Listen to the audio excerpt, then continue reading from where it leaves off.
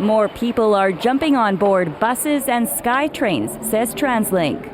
In its annual service performance review, TransLink says ridership growth is up 3% system-wide, driven mainly by rapid buses. What we found is that last year there were 7.7 million more trips taken on transit. The agency says it had to make some tough choices coming out of the pandemic and a budget crunch. To respond to demand, like places south of the Fraser, to increase services there, we had to reallocate ridership from some places for a few years.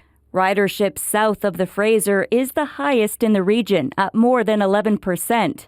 Commuters in Surrey say they're not surprised by the growth and hope for more service. I believe more seats in the bus. Transit this year has been a lot easier. There's more SkyTrain, more offerings, and as well the bus system, I feel like it's less delays as well, I've noticed. There's just more people in those areas now, and there's they're building new city centers, so it makes sense that we're seeing more people using transit down here.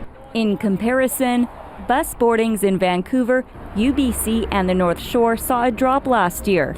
The first time bus ridership has declined in areas where service was cut over the past few years.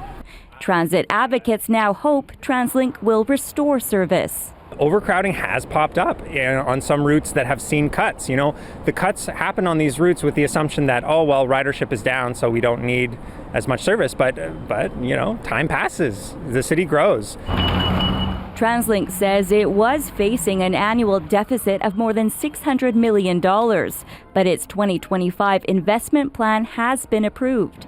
It will include more funding through property taxes, fare increases, and the province.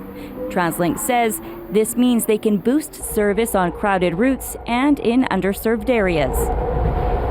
Michelle Morton, CBC News, Vancouver.